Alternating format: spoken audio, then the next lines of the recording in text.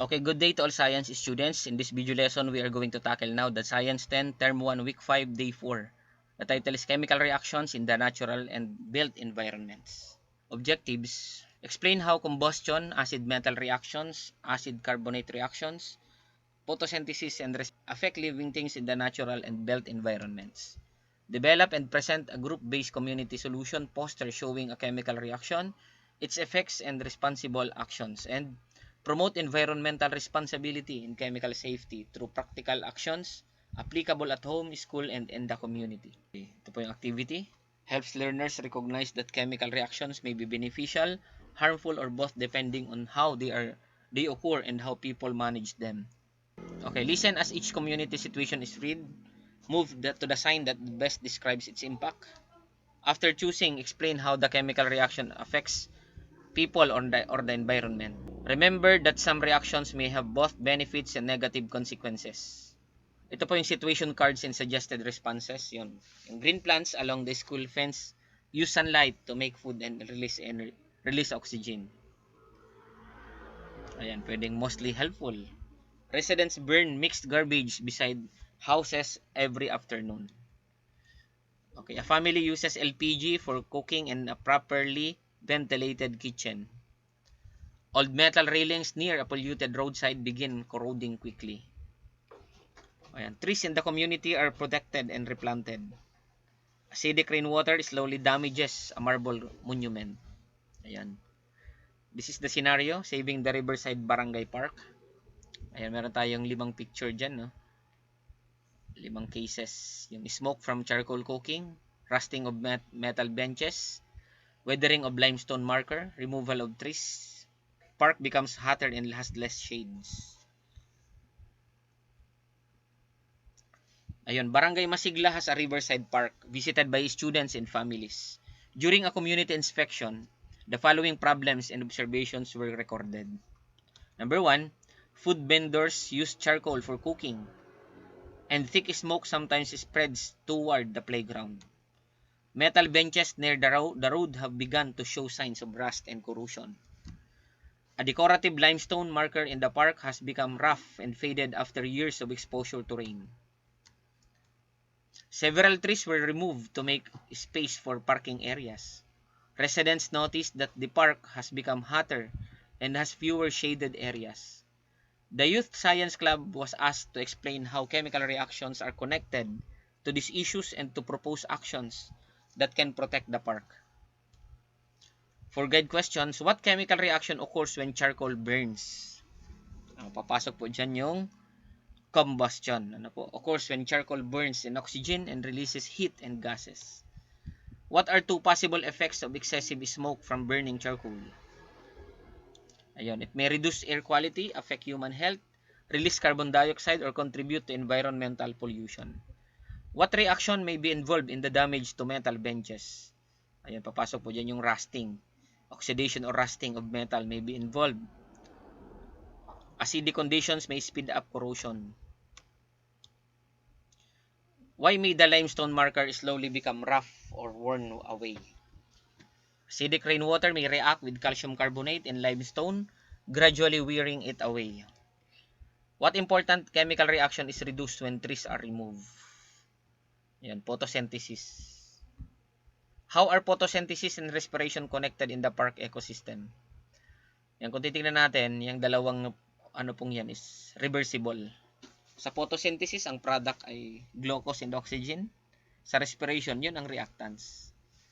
Kung sa photosynthesis naman, ang reactants is carbon dioxide and water. Sa respiration, yun ang product. So, baliktad. Okay, suggest 3 actions that may help improve and protect the park. Acceptable answers include planting trees, reducing open burning, maintaining metal benches with protective paint, protecting the limestone marker, improving waste management, and using cleaner cooking method. Discussion: combustion and environmental impact. Combustion happens when a substance burns in oxygen, producing heat and often light. Example, LPG burning in a stove or yung methane.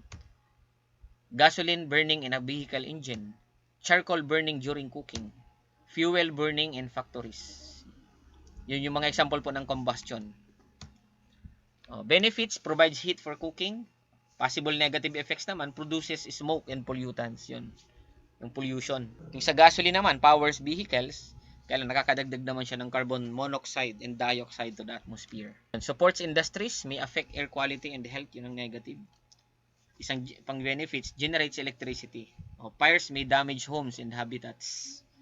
Responsible fuel use and reduce open burning can help lessen in negative impacts. Acids reacting with metals. Certain acids react with metals and produce salt and hydrogen gas. Example, yung zinc reacts with hydrochloric acid resulting to zinc chloride and hydrogen. Evidence, bubbles form, metal surface slowly wears away, temperature may change. Okay, effect on a built environment. Acidic conditions may speed up corrosions of metal roof, railings, pipes, vehicles, bridges, and tools. Protective paint and coatings can help reduce metal damage. Kaya pala yung sa expose sa ulan, kasi because of the acid rain, mas mabilis kalawangin. So acids reacting with carbonates. Acids react with carbonates to produce salt, water, and carbon dioxide. Example, yung calcium carbonate reacts with hydrochloric acid resulting to calcium chloride, water, and carbon dioxide. Possible effects, limestone surfaces gradually wear away, marble statues lose fine details, building materials weaken or become discolored, natural rock formations may erode more quickly. And photosynthesis allows green plants to produce glucose using carbon dioxide, water, and light energy. Ayan yung pinaka-equation po ito ng photosynthesis. So, kumbaga ay 6 molecules of carbon dioxide ang kailangan to react with 6 molecules of water. And of course, ang pinaka-ano po dyan is light energy. Para sa kaalaman po natin, ang trabaho lang ng light energy dyan is to separate itong H2O. Yan, to break yung tinatawag na electrolysis. Kasi ang kailangan po dyan ay yung H para mabuo yung C6H12O6 which is the glucose. At yung oxygen, kapag nahiwalay na sa water, yun yung tinatapon na sa air. Na yun naman nilalanghap natin. So, yun ang trabaho po ni light energy, to separate or to decompose the water into H and O. Yung tinatawag na electrolysis. Yan. Produces food for plants, releases oxygen, o yan na yun. Supports food chains, removes some carbon dioxide from the air. So, yun ang halaga naman ng photosynthesis. Kasi ang carbon dioxide po is the number 1 cause of global warming. Yan ang nagpapainit ng matindi. Helps maintain ecosystem balance. Cellular respiration is the chemical reaction through with living cells releases usable energy from glucose. So, baliktad naman ito ng photosynthesis. Tingnan nyo po. Ang reactants naman dito, glucose and oxygen. Ang product, carbon dioxide and water and energy. Ang energy po dyan yung adenosine triphosphate, yun yung ginagamit ng katawan natin. So, ang halaga naman po ng oxygen dito, ito yung nagbe-break naman ng sugar ng glucose para makuha natin yung energy. So, without oxygen, cellular respiration is impossible. Okay, importance, respiration provides energy for movement, growth, repair of body cells, reproduction.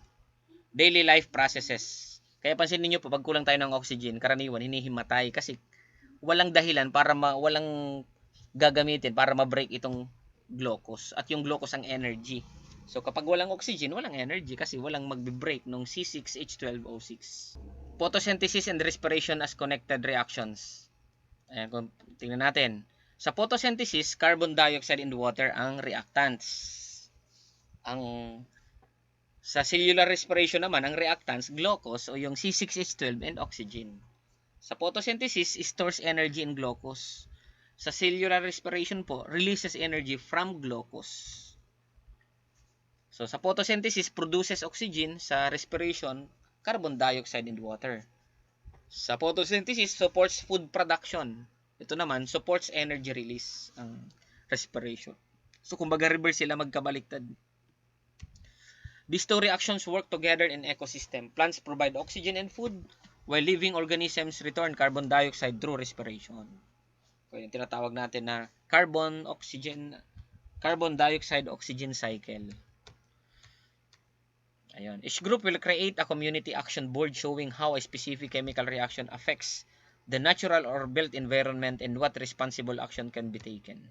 Ano yung responsible action? Yun. For group 1, ito, smoke from burning trash near homes, rusting metal roof for group 2, and school gate. Group 3, worn out limestone monument or marble marker. Group 4, loss of trees in a school garden. Group 5, energy needs of people, animal, and plants. Number 6, community garden supporting clean air and healthy life. Ayan. Okay, required part, we have the title, chemical reaction involved, equation or word equation, effect on the environment, responsible action plan, visual representation. Ayan. For step 3, prepare the group presentation, 2 to 3 minutes.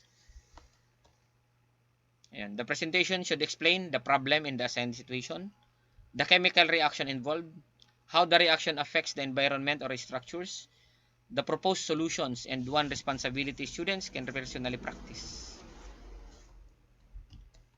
Ayan. Ito po yung pinaka-guide. Sa group 2 naman ito.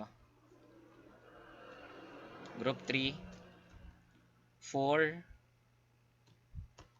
5, and group 6, community garden.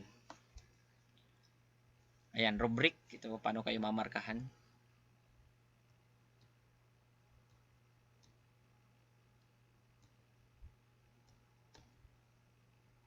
Ayan. Okay, kumpletuhin nyo po ito sa notebook. Ano po, sa mga learners. One chemical reaction that helps living things. Ayan.